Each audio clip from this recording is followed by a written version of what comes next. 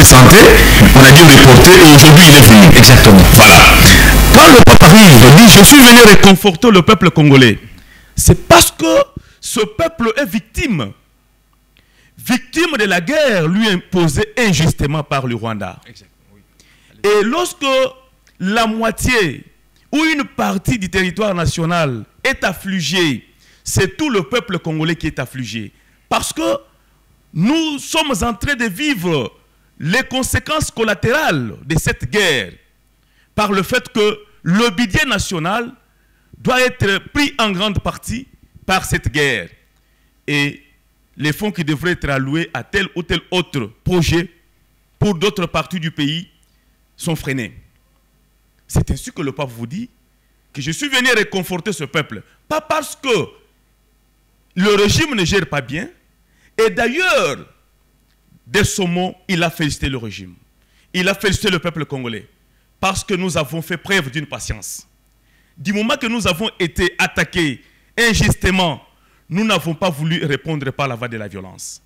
Et nous avons demandé à tous les médiateurs du monde de pouvoir trouver une voie de solution, une voie pacifique. Le pape a dit louer cette action. Et aujourd'hui, ne pas reconnaître ce qui est fait par le pouvoir, c'est trop. Nous ne pouvons pas accepter que nos amis du PPRD qui ont mis ce pays en désarroi, et si le ridicule tué, alors tout le monde serait mort du PPRD. Merci. Si aujourd'hui nous n'avons pas l'armée, mais c'est le PPRD. Merci Vous beaucoup, croyez que vous qui avez fait 18 ans, 18 ans au pouvoir, sans pour autant créer une armée importante, vous avez pris le temps à pouvoir faire infiltrer l'armée avec vos brassages, avec tout ce qu'il y a comme des problèmes. Je vais en terminer. Vous devez comprendre que sur ce plateau, je suis seul contre 3 personnes. Donc, si je dois vous consommer à chacune 5 minutes, c'est que vous savez que sur 20 minutes, moi je n'ai que 5, ils ont 15. Donc, vous devez me donner un peu plus de temps pour éclairer la lanterne. Alors, si mon ami me dit que pendant un certain temps, il y avait de la calmie à l'Est, mais vous avez agi en complicité. Vous avez agi en complicité. Comment les Rwandais pouvaient avoir un aérodrome au Congo? Il y avait des partis de la République qui étaient gérés par les Rwandais. Et vous avez pris les institutions de la République, vous avez confié aux Rwandais. C'est ainsi que vous avez compris que pendant un certain temps, il y avait une petite accalmie. Mais lorsque les dignes fils du pays, de père et de mère, prennent le pouvoir, disent non, non, non, non, nous ne pouvons pas accepter de léguer l'héritage que nous a légué nos ancêtres à des gens de manière injuste. Nous devons lutter. Merci beaucoup, M. Bergeron, pour cette intervention. M. Jérôme Bonza, à qui doit-on finalement le mérite de la visite du pape en République démocratique du Congo? Merci, M. Ali. D'entrée de jeu, j'aimerais calmer mon co-débatteur des droites parce qu'il semble que nous sommes opposants face à lui. Nous sommes en train de faire un débat d'idées. Nous ne faisons pas un débat sur quelque chose que lui ne sera pas à même tenir les coups. Allez-y, agencez alors, ces idées. à ce qui concerne à qui on doit les mérites de la visite du pape, j'aimerais bien qu'encore faire cette démarche pédagogique. Ça fait maintenant 4 ans, jour pour jour, que Félix Tshisekedi est aux affaires. Et à l'entrée de son mandat, il a fait plus de 200 voyages, avec des millions de dollars dépensés dans ces voyages. Et ça, c'est un pur justificatif de tous ces voyages et de toutes ces dépenses de millions dans ces voyages qui, sur terrain, c'est mesquin. Quand vous regardez les résultats, vous ne pouvez pas voir l'importance même de tous ces voyages. À l'époque, quand... le pape est là. C'est ce que je remonte pour vous dire qu'à l'époque, d'ailleurs, dans 5 ans, le pape François II était venu au Congo. À l'époque, Zaïre. Est-ce que Mobutu a eu à entreprendre plus de 200 voyages pour que le pape François II vienne au Congo? Pape Jean-Paul II, je ne pense pas. Mais pour les cas, le régime en place veut bien qu'on dise que c'est grâce à ces régimes que le pape François est venu. D'ailleurs, le Fridolin Ambongo, il a repris un des zélateurs patentés de ces régimes pour dire que le pape n'a rien à faire avec les régimes en place. Mais c'est sur invitation que le pape est venu. Quand on dit c'est sur invitation du pape, je vous ai dit d'entrée de jeu que le pape avait émis le vœu de venir au Congo, c'est même avant que le régime en place vienne. Consultez, vous êtes un journaliste d'investigation, vérifiez dans les archives. Alors pourquoi le pape n'est pas venu pendant ce temps? Je vous ai dit, il attendait parce que, je l'ai dit, c'était au soir des mandats. C'était à l'époque où on devait aller aux élections. Monsieur, vérifiez. Les réseaux, moi je suis catholique avéré. Je sais que lorsque le pape n'est pas venu, on a avancé des raisons. Il ne faut pas passer au dos de la couillère. Vous ne pas gérer le débat de cette manière-là. Vous avez parlé, je vous ai laissé un temps de parler.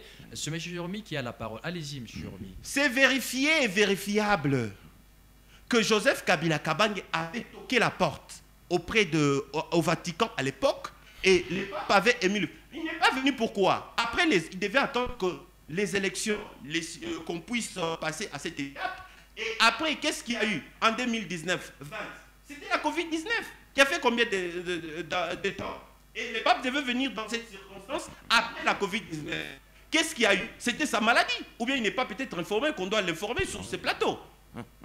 Vérifier. Qu'il vérifie, il verra. Ce sont des faits avérés. Ce n'est pas, on ne doit pas mettre l'arrivée du pape au bilan du régime, au bilan de ces régimes en place. Ça sera, c'est vraiment d'ailleurs, ça m'étonne qu'il y ait des gens qui clament déjà que voilà, c'est la victoire déjà des Fachi, parce que le pape est venu au Congo. C'est vrai qu'il va s'élaver avec l'histoire de passation en force au pouvoir, alors que l'Église catholique avait, lui d'ailleurs est catholique, il peut confirmer ce que j'ai dit, s'il est honnête sur ces plateaux.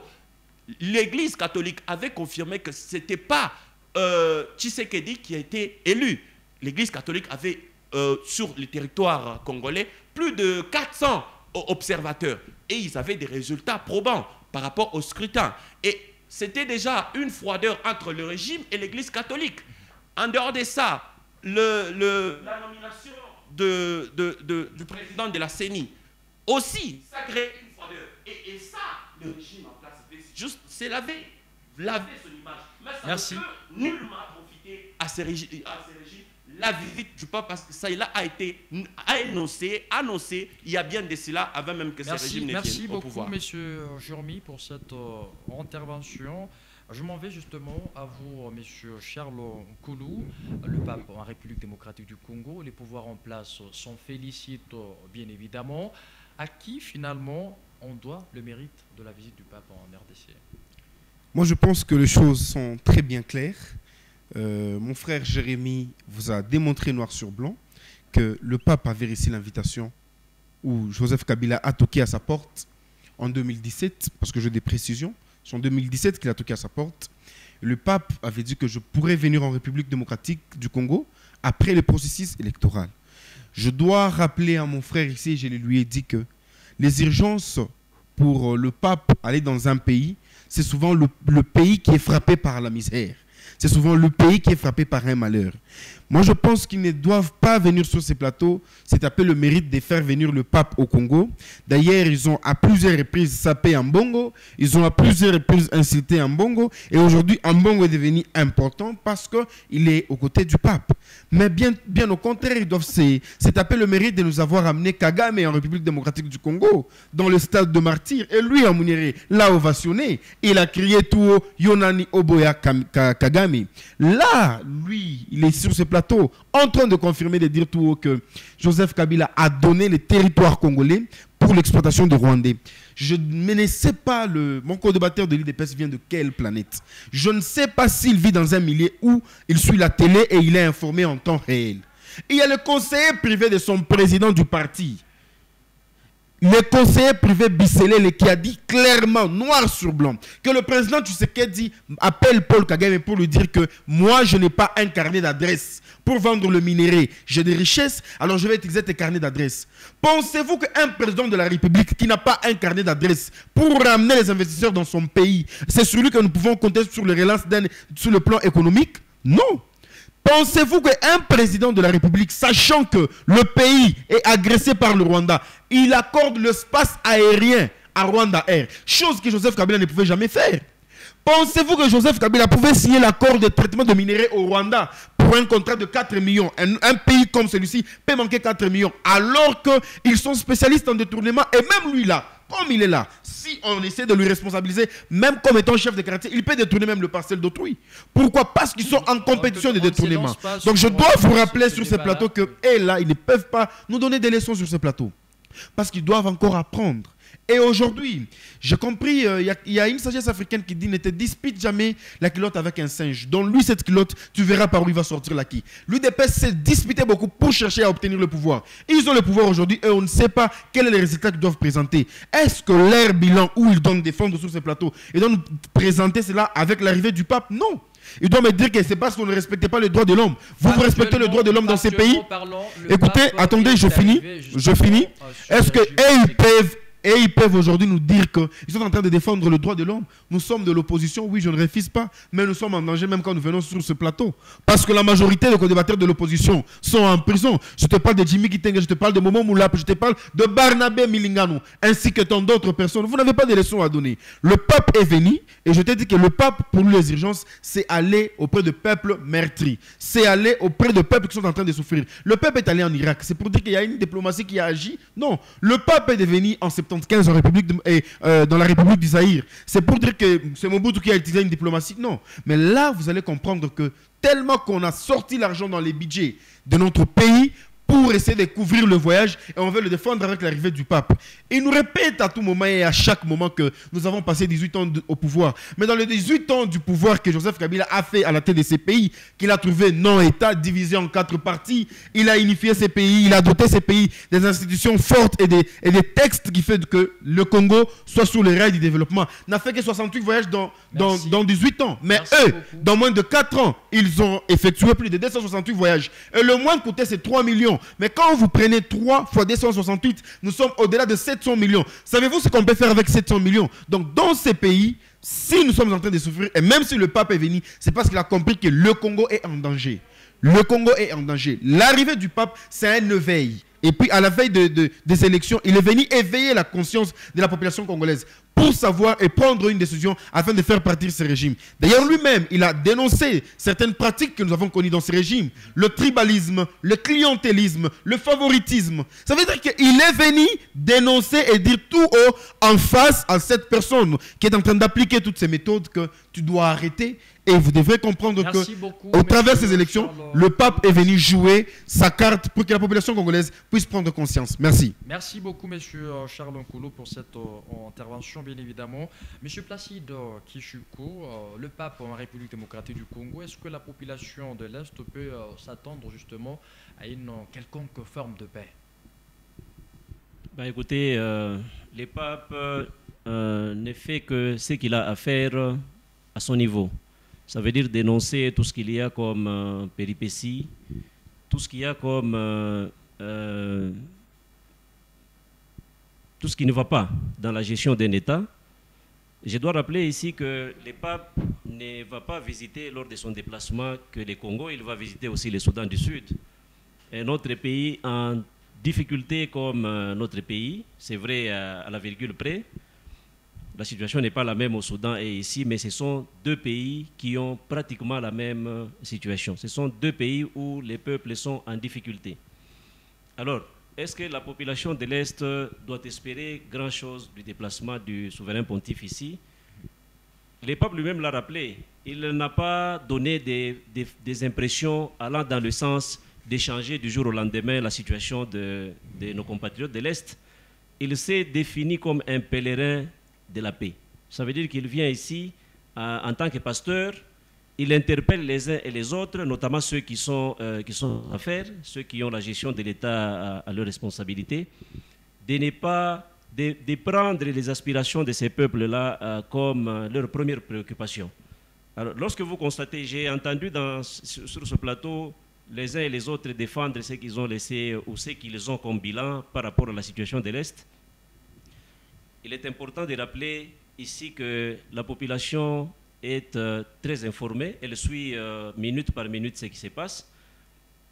Les deux régimes tels qu'ils se sont succédés ont affiché des vraies limites par rapport à la question sécuritaire, notamment à l'Est. Nous savons tous, pour ne pas être très extrémistes, que la situation de l'Est est une situation très complexe.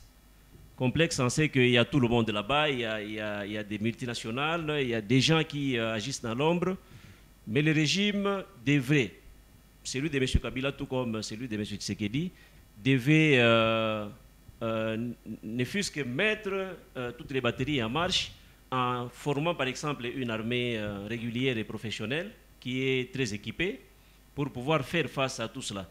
J'ai entendu ici dire que M. Kabila n'a pas laissé d'armée. M. Tshisekedi, j'ai entendu aussi M. Tshisekedi dire qu'il avait trouvé une armée structurée lorsqu'il est arrivé au pouvoir. Ça, vous pouvez vérifier par le passé, vous allez comprendre que c'est ce que lui-même a dit. J'ai aussi entendu dire ici que les brassages sont pour beaucoup dans ce qui se passe à l'est de la République démocratique du Congo, et ça c'est tout à fait vrai. Tout citoyen honnête dans ce pays le sait. Ce sont les mêmes personnes qui ont été brassées issues du RCD, de tels qui, les plus souvent, 10 ans, 5 ans après, reviennent pour former des rébellions et déstabiliser l'Est de la République. Et donc, le pape, lui, s'est déplacé. Il tente de conscientiser les uns et les autres, surtout ceux qui ont la responsabilité de la gestion de la chose publique, de pouvoir faire quelque chose pour que ces peuples soient, un temps soit peu, soulagés. Et donc, le pape ne vient pas en gendarme pour imposer à qui que ce soit de faire ceci ou cela. Mais il reste quand même solidaire avec le peuple de l'Est. D'ailleurs, il l'a toujours fait quand il donne son homélie sur la place Saint-Pierre-et-Paul, pour nous qui sommes catholiques, nous le savons bien. Il a toujours rappelé des pays où les situations sont difficiles et interpellé les dirigeants de ces pays-là à un sursaut patriotique. Parce qu'il faut rappeler ici qu'en Afrique, lorsque les gens arrivent au pouvoir, c'est d'abord eux-mêmes, ils se servent. Le cardinal Ambongo le dit régulièrement dans son homélie. En amont de l'arrivée du souverain pontife ici, il y a le professeur Mbata qui s'est donné un spectacle désolant, qui a dit, professeur Mbata, pour qui j'ai beaucoup de respect en raison de ce qu'il est scientifiquement, il a dit qu'il n'est pas venu ici parce qu'il y avait de l'embellie sur les plans économiques, le régime avait réussi. Alors que d'entrée des jeux, lorsque le pape est arrivé, le pape a donné un discours tout à fait contraire à ce que le professeur Mbata dit. Et le professeur Mbata n'est pas n'importe qui, c'est la deuxième personnalité de l'Assemblée nationale de notre pays.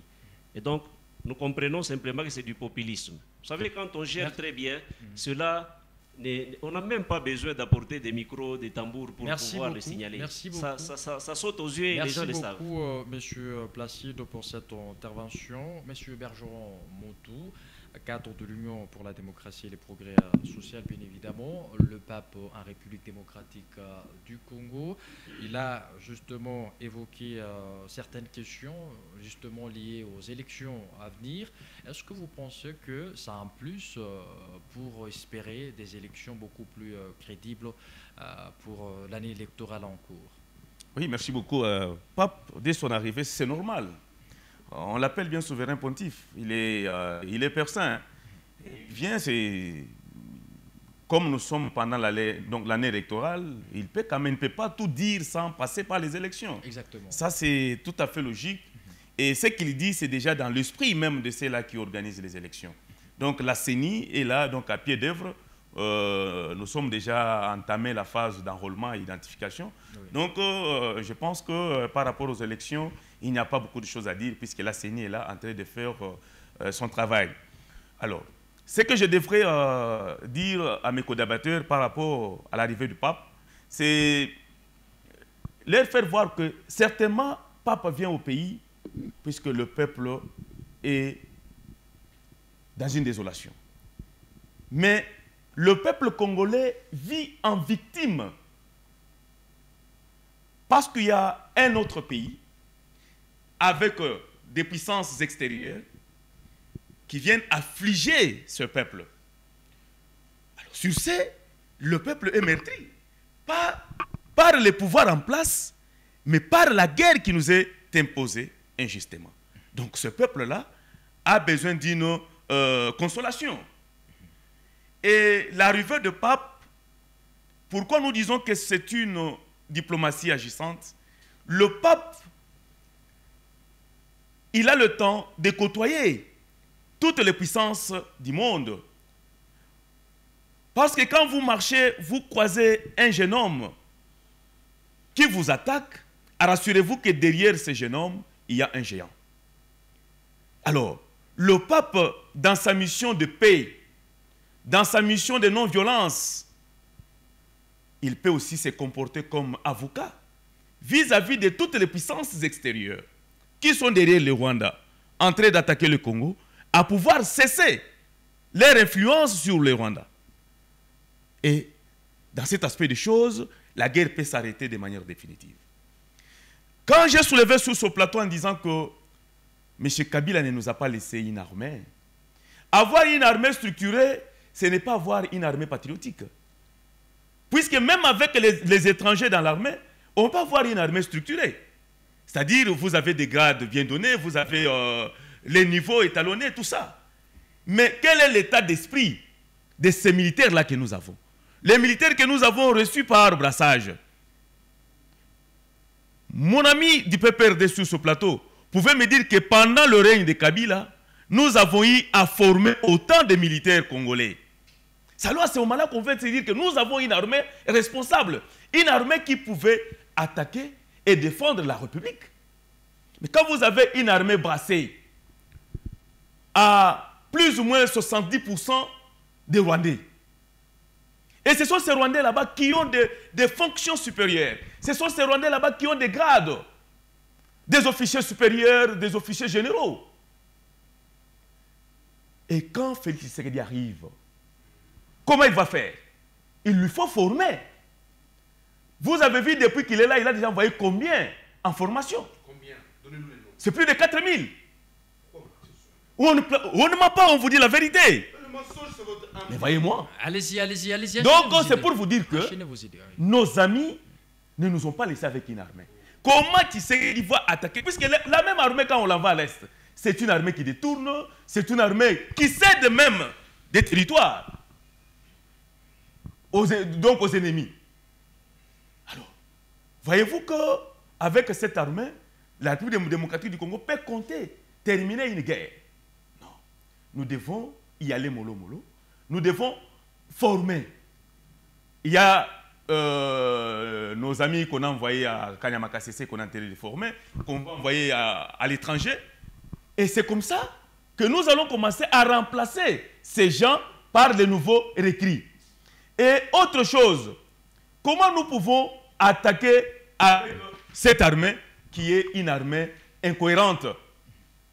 Cela nous met en difficulté et les pouvoirs en place ont du mal à pouvoir attaquer. Et ce n'est pas dans 4 ans qu'on pouvait former toute une armée pendant que vous avez une armée qui est infiltrée. Et quand nos amis du M23 demandaient au pouvoir en place d'aller au dialogue, de pouvoir réintégrer l'armée, c'est toujours la même manœuvre qu'ils ont eu à faire pendant les 18 ans de Joseph Kabila. Il y a un groupe qui naît, on appelle ces groupes, nous allons autour d'une même table, on brasse ces gens, on les intègre dans l'armée régulière, et plus tard, ils deviennent des rebelles, et nous avons continué, nous avons vécu cette histoire, et ce n'est pas une leçon que nous devons donner aux gens, puisque le peuple qui nous écoute à ce moment, le peuple comprend ce que nous disons. Vous pouvez le dire, vous pouvez changer des vocables, mais le peuple congolais n'est pas immature, c'est un peuple qui voit des choses dans la bonne direction et qui trouve que ces gens ici, ce sont eux qui ont mis le pays, les gens Congo à genoux. Nous sommes en train d'hériter ce qu'ils ont fait du mal et nous sommes en train d'arranger les choses pourvu qu'au bout de 10 ans, que le Congo puisse avoir une armée responsable, une armée qui pouvait s'attaquer et qui pouvait protéger la République, l'intangibilité de nos frontières. Et pour terminer, par rapport à cet aspect des choses, vous devez comprendre que la RDC a vécu pendant plusieurs années dans l'embargo. Et on ne savait pas payer les armes. Mais nos amis du PPRD étaient dans un silence cimetière. Donc un silence coupable.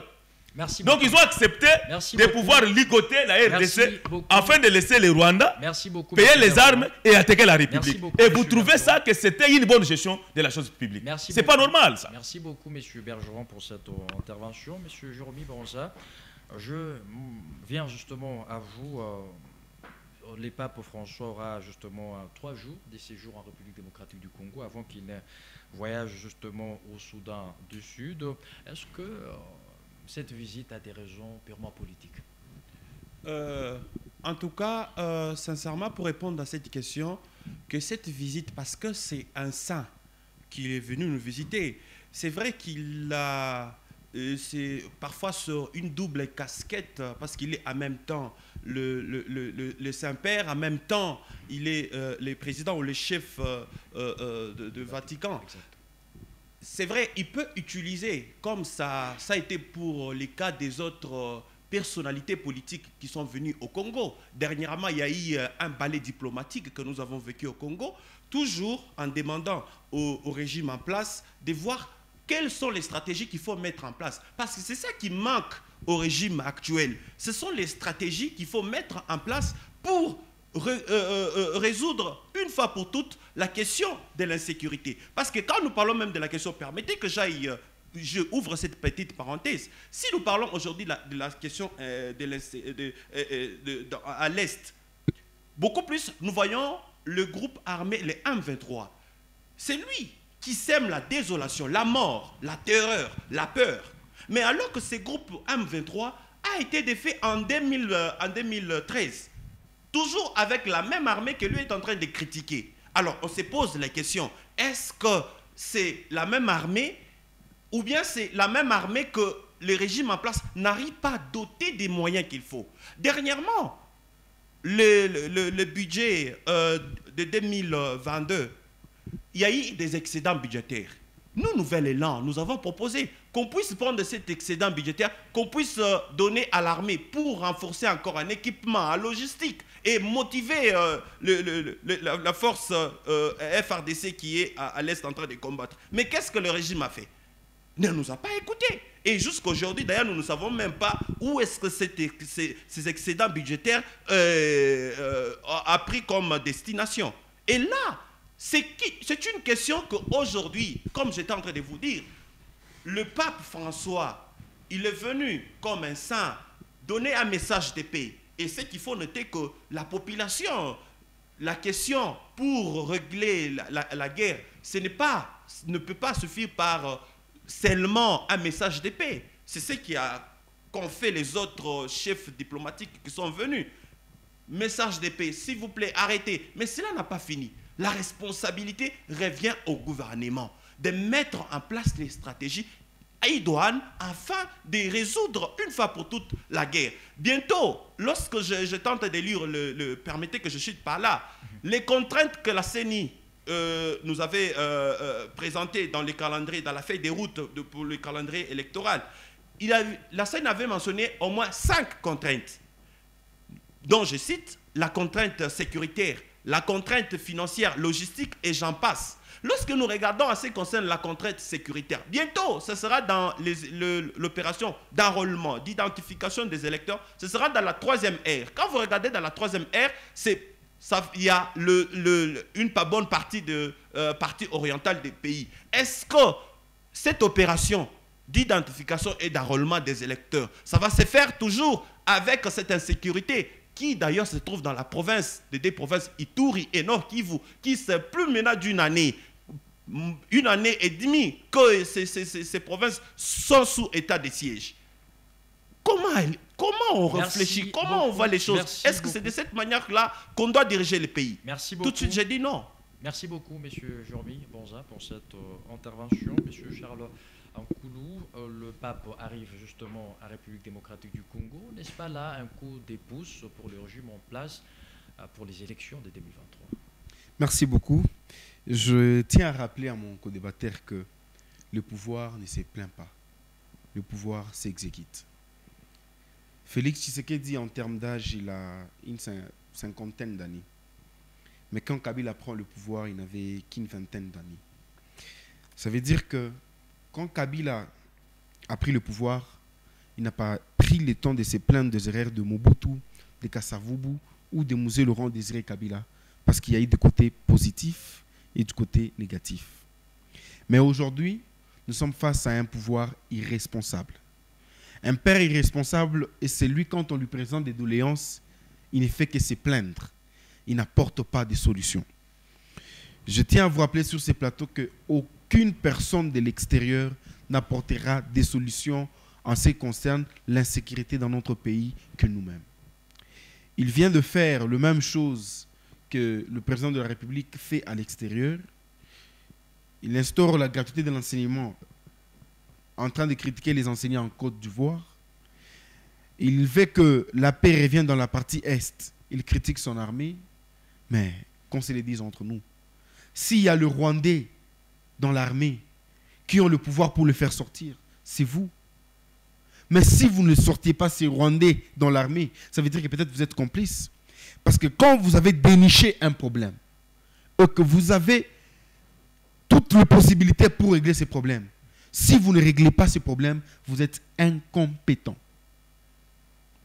Vous savez, je dois vous rappeler une chose. Sur ces plateaux, c'était devenu une habitude. On nous dit, ça fait une année, on a le pouvoir, on ne peut pas tout faire. Ça fait 2 ans, on a le pouvoir, on ne peut pas tout faire. Ça fait 4 ans, on a le pouvoir, on ne peut pas tout faire. Et ça fait 5 ans qu'ils ont le pouvoir, ils ne peuvent rien faire. Je dois lui rappeler qu'un enfant de 5 ans parle déjà à l'école. Il connaît qui est son père, qui est sa mère, qui est son oncle, qui est sa tante. Il est en train d'accumuler des leçons et il doit te rappeler que j'ai des devoirs à faire. Si un enfant de 5 ans a la conscience, maintenant, qu'est-ce dire d'un pouvoir, dans 5 ans, ils ne savent pas nous donner le résultat. Je vous donne des exemples en Afrique, même pas ailleurs. Nous avons connu Magufuli, qui trouve un pays avec un budget presque en voie de disparition, qui trouve un pays menacé par la famine. Dans moins d'1 année, il a apporté des solutions idoines. Je dois rappeler à mon co-débatteur sur ce plateau que pour être candidat président de la République, on présente un programme. Et le programme que M. Félix Tshisekedi nous avait présenté, c'est sur base de ce programme que nous devons maintenant le comparer et l'évaluer aujourd'hui. Je vous rappelle qu'il n'a même pas fait 2%. Si ils doivent peut-être se taper sur la poitrine l'arrivée du pape, soit disant que c'est un acquis de leur diplomatie, c'est par manque de valeurs qu'ils peuvent présenter comme étant preuve de leur bonne gestion ou comme étant bilan. Je tiens à vous rappeler sur ce plateau qu'en 2013, le M23 est arrivé jusqu'à Goma. Goma a été paralysé. Goma était sous le main de M23. Parce qu'on avait un jeune président responsable qui savait s'assumer et qui faisait confiance en son armée, qui ne pouvait pas les accuser, qui voyait les erreurs, qui dénichait les problèmes et qui trouvait des solutions. C'est avec notre propre armée que nous avons repoussé ces militaires. Je tiens à vous rappeler que dans les 4 ans que l'UDPS a pris le pouvoir, nous sommes passés, il y a eu multiplicité de groupes rebelles, il y a eu beaucoup de terres conquises par le rebelle, il y a eu instauration de l'état de siège et il y a eu des zones tampons. Zones tampons, s'il ne sait pas, ça veut dire que la coalition des armées étrangères qui sont en train de surveiller les territoires qui étaient occupés jadis par le rebelle, donc nos FARDC ne savent plus aller dans les zones tampons comme le M23. Et là, il y a l'armée kenyenne, l'armée ougandaise qui est en train de nous soutenir. Je tiens à rappeler à mon frère que le régime est caractérisé par l'amateurisme. Même quand vous allez à l'école primaire ou à l'école maternelle, vous posez la question à un enfant. Qui est l'agresseur du Congo? Il va vous dire que c'est le Rwanda. Connaissant que l'agresseur du Congo, c'est le Rwanda, vous quittez pour aller faire des liens ou nouer des liens avec l'Ouganda. L'Ouganda qui est le parrain du Rwanda. Parce que je tiens à rappeler à mon frère que s'il ne le sait pas, Kagame, avant qu'il ne soit président du Rwanda, il était compagnon d'élite de Museveni. C'est avec Museveni, Kagame et James Kabarebe, ils ont renversé le pouvoir ougandais. Et après, Kagame a été nommé comme étant chef d'état-major dans l'armée ougandaise. Et les Ougandais ont commencé à se plaindre jusqu'à ce qu'on l'a fait partir de l'Ouganda. Et on l'a aidé par le président ougandais à l'époque pour prendre le pouvoir au Rwanda. Mais par ignorance, vous allez prendre ou signer les accords avec l'Ouganda pour venir sécuriser la République démocratique du Congo. Vous avez lu avec moi les tweets du numéro 1 de l'armée ougandaise, qui est le fils de Museveni qui dit que tout celui qui va agresser le Rwanda va nous trouver sur son chemin.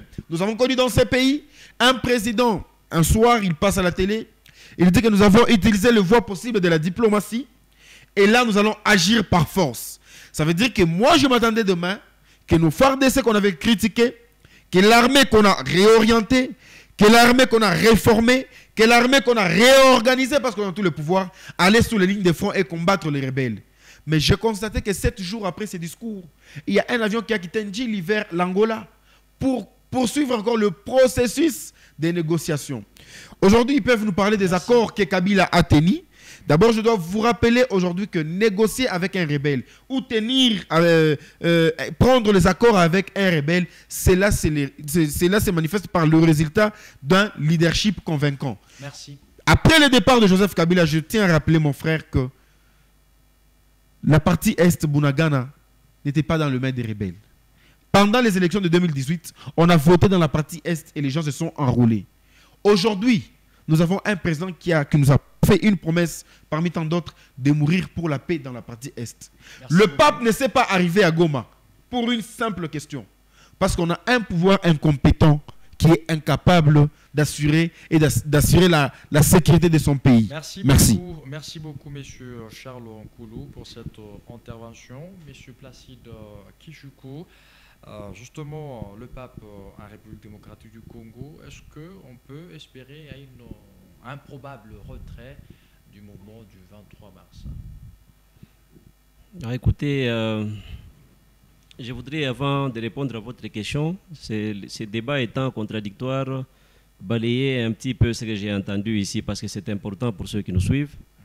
Lorsque j'entends sur ces plateaux dire que lors des élections de 2018, dans la partie Est, partout les gens ont voté, j'ai dit non. Je rappelle simplement que ça fait l'objet de plusieurs tractations et le régime passé a fait cela pour pouvoir soustraire certains de nos compatriotes à ce vote parce qu'ils savaient que leur suffrage irait en faveur de l'opposition. Il s'agit des Yumbi dans les Maïndombe et du territoire de Beni, où nos compatriotes n'ont pas voté aux élections de 2018. Alors, l'arrivée du pape ici peut-elle influencer, peut-elle aider à ce que les groupes armés, les mouvements du 23 mars se retirent des zones déjà occupées? Difficile de répondre à cette question. Mais les tiennes, on peut faire des projections basées sur une certaine analyse. Nous savons que la plupart des guerres qui ont été déclenchées dans ce monde ne se terminent pas forcément par les armes. Vous avez les cas de plusieurs pays qui sont entrés en guerre il y a une dizaine d'années. C'est le cas de la Syrie, c'est fraîchement le cas de l'Ukraine, et même le cas de notre pays. Ça fait très longtemps. Les gens parlent simplement du que c'est d'actualité, mais dans la partie est de la République, il y a eu plus de 20 rébellions soupçonnées d'être soutenues par des puissances étrangères, notamment le Rwanda, selon les rapports de certaines organisations internationales. Et donc, les papes, ce n'est pas quand même n'importe quelle personne. Nous l'avons rappelé ici. En tant que pasteur, les papes est à la tête d'une religion très majoritaire sur la planète. Et mon co-débatteur Banzala a rappelé ici. De son influence, cela est toujours possible. D'ailleurs, on l'a rappelé ici, on a dit que le gouvernement a toqué à la porte du pape. Ça a toujours été la procédure à suivre. Vous toquez à la porte du pape, et le pape a une administration très organisée. On voit dans quel pays on peut aller et on voit dans quel pays on ne peut pas aller. Ça veut dire que si le pape est venu, c'est parce que des problèmes réels, des problèmes graves. Il les rappelle chaque fois dans son homélie. Il a toujours cité des pays où le peuple est sérieusement menacé dans son existence. Et donc le pape, en venant ici, il peut toujours tenter de peser de son poids par rapport à sa casquette de pasteur et des chefs de l'État du Vatican pour pouvoir demander aux uns et aux autres à prendre leurs responsabilités parce que cette guerre n'a que trop duré. Et elle produit des effets qui finalement commencent à inquiéter tout le monde. Par le passé, on n'en parlait que très rarement dans les officines étrangères, mais pour le moment, même quand vous suivez les débats à l'Assemblée, enfin au Parlement européen et partout au monde, les gens commencent à s'inquiéter officiellement, ça veut dire que la situation a pris des proportions qui sont inquiétantes et qu'il est temps que les uns et les autres puissent user de leur influence pour pouvoir demander à ceux qui soutiennent. Parce qu'il faut rappeler ici que dans l'histoire des armées, il est impossible, des rébellions, pardon, il est impossible que l'armée déclenche une rébellion dans un pays sans avoir des bases arrières.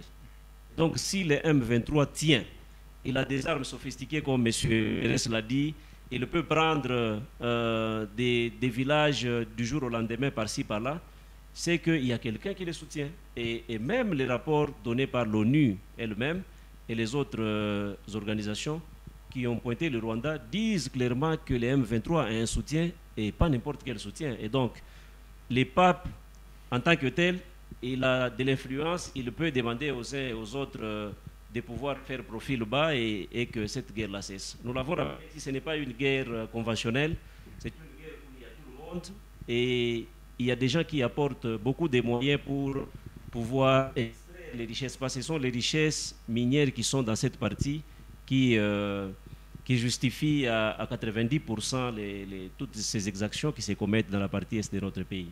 Merci beaucoup, M. Placide Kishuko, pour cette intervention. Fidèles téléspectateurs, nous sommes en train de chuter justement avec cette émission qui s'épanche aujourd'hui sur les enjeux de la visite du pape en République démocratique du Congo, bien évidemment. Mais bien avant d'arriver à cela, M. Bergeron Montou, cadre de l'Union pour la démocratie et les progrès sociaux, bien évidemment. Parlons justement de cette influence du pape à pouvoir user justement peut-être une interpellation aujourd'hui à la communauté internationale, bien évidemment. Est-ce que vous pensez que l'interpellation du pape François à la communauté internationale peut aider la République démocratique du Congo à résoudre la question sécuritaire à l'est du pays? Oui, je vous ai dit sur ce plateau que lorsque nous parlons de la diplomatie agissante, du pouvoir en place, c'est dans cet aspect des choses. Je vous ai dit que le pape connaissait toutes ces puissances qui sont derrière le Rwanda et le Rwanda derrière le M23. Par sa casquette de pape, en tant que souverain pontife, il pouvait négocier avec toutes ces puissances à pouvoir se retirer, à pouvoir arrêter leur soutien à ces groupes rebelles et la guerre pouvait prendre fin. Deuxième des choses, je pouvais rappeler à mon ami que il y a un dicton juridique qui dit « Mieux vaut un mauvais arrangement qu'un bon procès ». Vous demandez aujourd'hui que la RDC puisse déclencher une guerre contre le Rwanda. C'était votre proposition. C'était votre proposition. Allez-y. Il faut y revenir. Est-ce que vous pensez que lorsque on déclenche une guerre, il faut avoir des moyens pour l'entretenir? Et lorsque la RDC réfléchit au fond d'elle-même, elle comprend que d'abord, au départ, nous n'avons pas une armée homogène. Deuxième des choses, nous n'avons pas une armée totalement équipée puisqu'il s'est fait beaucoup de temps que la RDC était en embargo et ne pouvait pas se doter des moyens logistiques en armement pouvant l'aider à pouvoir s'attaquer à ce soutien qui est très important. Alors, face à tous ces problèmes, la RDC pouvait utiliser les moyens diplomatiques pour que toutes ces puissances qui sont derrière le Rwanda puissent arrêter leur soutien. Et autre chose que nous devons comprendre ici, notre co-débatteur du PPRD nous dit que les pouvoirs n'ont pas de bilan. Mais je vous dis que le bilan est largement positif. Lorsque le PPRD a quitté les pouvoirs de l'UFCC, ils ont laissé les budgets à combien? Ils avaient un budget de moins de 2 milliards. Aujourd'hui, nous avons un budget qui va au-delà de 9 milliards. Et c'est pour la première fois en République démocratique du Congo que nous avons eu ce vocable excédent budgétaire. Et tout ça, il n'y a pas de problème. Ce qu'on en fait, vous le saurez. Mais du moins, nous avons eu ce vocable qu'on ne pouvait jamais, alors jamais penser au Congo qu'on pouvait avoir un excès. Répondez. L'excédent budgétaire a été orienté où? Allez-y, enchaînez vos idées. Les Congo aujourd'hui accèdent quand même à un mot qu'on appelle l'excédent budgétaire. Ce qui veut dire S'il vous plaît. que le Congo a travaillé. Il y a eu la patrouille financière avec l'UGF et c'est là qui était appelé à pouvoir voler au niveau des régies financières. On dit quand même c'est nous ne pouvons pas dire que c'est de manière totale puisque réduire la corruption, les détournements dans un pays où c'était la monnaie courante, nous disons que nous avons diminué sensiblement cette pratique. Voilà pourquoi nous avons haussé quand même le budget de la République. Nous avons atteint le chiffre qu'on s'était convenu et nous sommes allés même au-delà de ce chiffre-là. C'est là, nous poussons en suffisance que les pouvoirs est en train de travailler, les pouvoirs est en train de montrer ses prouesses. Merci beaucoup, nous sommes en train de chuter justement avec cette émission. Je vais commencer justement par vous, M. Bergeron-Montou. En gros, globalement, qu'est-ce qu'on peut retenir de la visite du pape François en République démocratique du Congo? Votre dernier mot, bien évidemment. Merci beaucoup. Nous disons que l'arrivée du pape montre en suffisance que la RDC est en train d'instaurer effectivement un état de droit. La RDC est en train de faire asseoir sa démocratie. Et le pape est arrivé pour consoler, pour réconforter le peuple congolais. Et dans ces volets diplomatiques, nous pensons qu'avec l'arrivée du pape, le pape a eu des déshydratats. On lui a montré toute la face cachée de la guerre qui se vit à l'Est. En tant que pape, en tant que souverain pontife, il pourra négocier avec toutes ces puissances qui sont derrière le Rwanda pour soutenir les M23 afin que ces puissances puissent arrêter leur soutien et que nous puissions maintenant cette fois-là, s'il faut attaquer, nous allons attaquer le Rwanda. Mais si longtemps qu'il y a encore des puissances étrangères, des grandes puissances qui sont derrière en train de les soutenir en armement et sur le plan financier, il nous sera difficile de pouvoir l'attaquer militairement. Nous devons aller sur la voie diplomatique. Et quant au budget, quant tout ce qu'il y a comme réalisation, nous pensons que le pouvoir en place a dit faire un travail de qualité que nous devons tous applaudir et louer. Merci beaucoup, Monsieur Jormi Bonza. Vous, qu'est-ce que la population congolaise peut retenir de la visite du pape François en RDC? Merci beaucoup, Monsieur Ali. Dans peu de mots, avant que je dise les quelques mots, j'aimerais bien que l'UDPCien qui est avec moi sur ce plateau, qu'il note que si aujourd'hui le budget est en train de galoper, il y a une explication, c'est avec la révision notamment du code minier. Donc c'est bien expliqué par rapport à cette remontada, comme on l'appelle bien pour ceux qui jouent le football, du budget. Alors, en peu de mots, j'emprunte les mots que le pape lui-même a utilisés. Il est allé par de métaphores en prenant le diamant pour dire le diamant est précieux. Mais pour qu'il devienne précieux, il faudra que toute personne appelée à entretenir ces diamants joue pleinement son rôle. Et le rôle ici, ce n'est pas celui de voir d'abord ses intérêts particuliers, comme c'est le cas avec ces régimes. Nous les rappelons au bon sentiment, parce que c'est dans ces régimes que nous avons eu au moins 4 conseillers, des personnes qui travaillent avec le chef de l'État au niveau de la présidence, qui sombrent dans une histoire, dans quelque chose qui ne dit pas son nom, et avec des corruptions partout. Mais si aujourd'hui, la RDC prend conscience de bien faire le travail, notamment par les dirigeants qui ont les pouvoirs, de ne pas s'atteler sur les clientélismes, sur les tribalismes, même la question, cela aura même une influence très positive sur la question sécuritaire à l'Est. Et c'est par là que je termine. Merci. Merci beaucoup, M. Jormi Bonza. M. Charles Koulou, qu'est-ce que la population congolaise peut retenir justement de cette visite, de cette fameuse visite du pape François en République démocratique du Congo? Merci beaucoup. La population a été très contente de voir les souverains pontifs. Ils lui ont présenté leur doléance et lui, il est venu s'acquérir de près la situation qu'il a entendue de loin. Vous allez comprendre que dans son discours, le pape était clair. Et dans le mot qu'il a adressé au président que nous avons actuellement, il lui a présenté plusieurs problèmes et plusieurs difficultés qu'il a entendues de loin. Il a fait le constat et il a compris que c'est réel.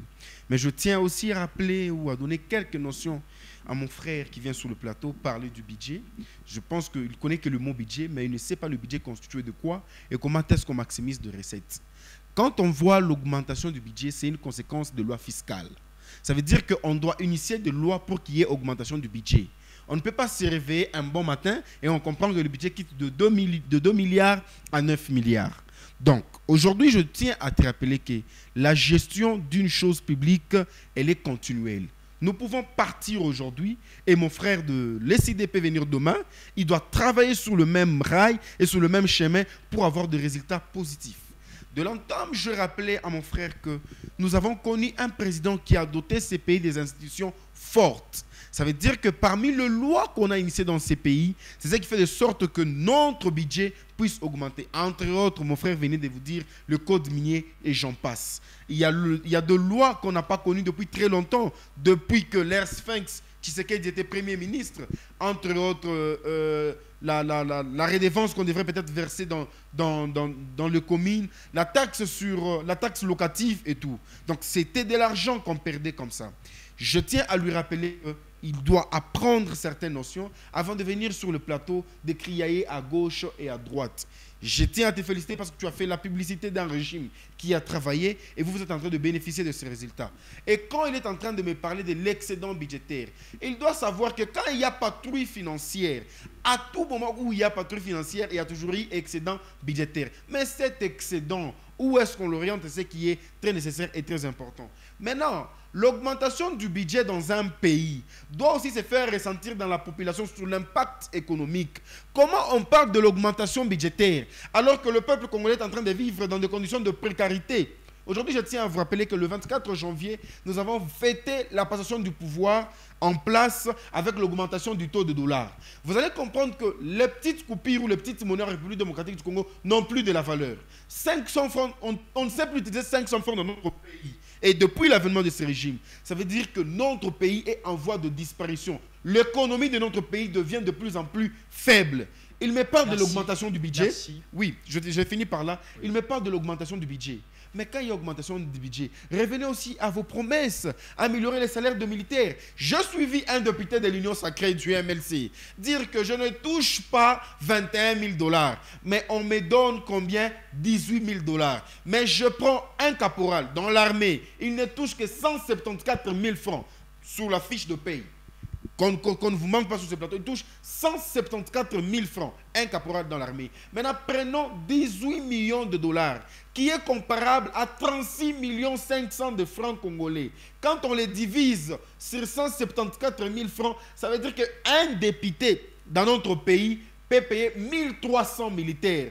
Un enseignant dans ces pays touche 230 000 francs. Ça veut dire que les salaires d'un député, quand on les subdivise par 230 000 francs, ça doit payer plus ou moins 1100 enseignants. Merci beaucoup. Un pays où on néglige l'éducation et on est en train de valoriser les politiques, c'est un pays qui est en train d'enterrer son développement. Revenez à des vraies bases et vous allez comprendre que le développement sera très facile et très simple pour vous. Je vous remercie. Merci beaucoup, M.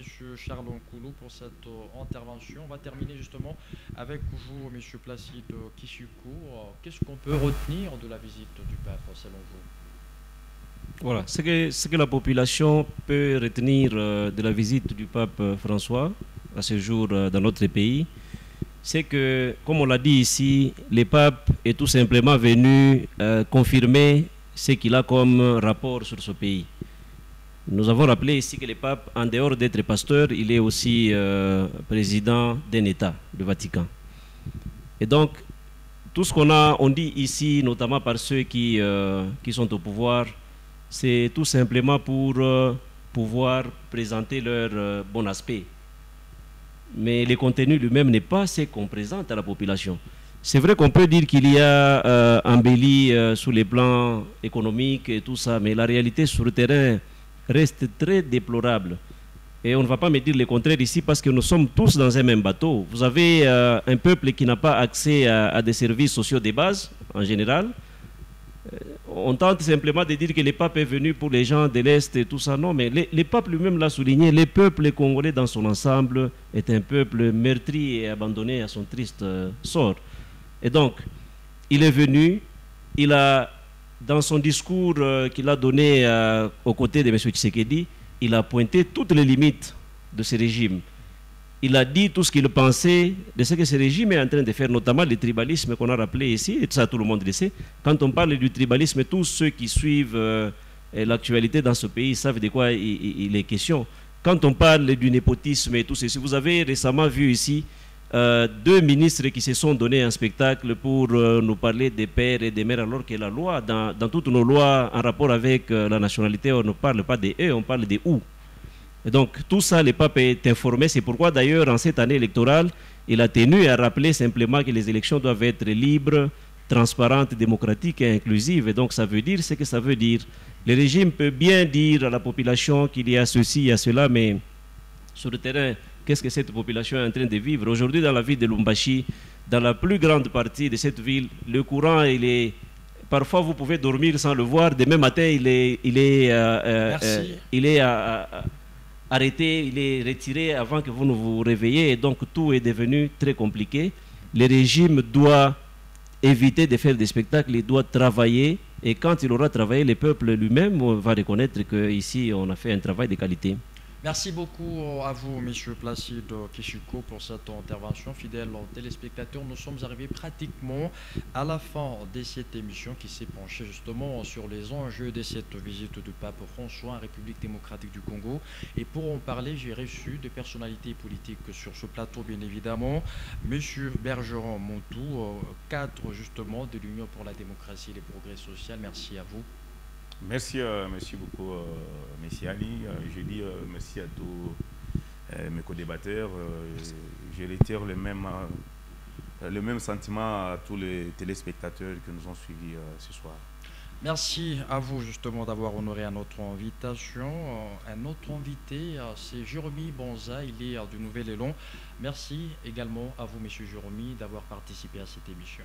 C'est moi qui vous remercie et merci à mes co-débatteurs pour ces débats républicains.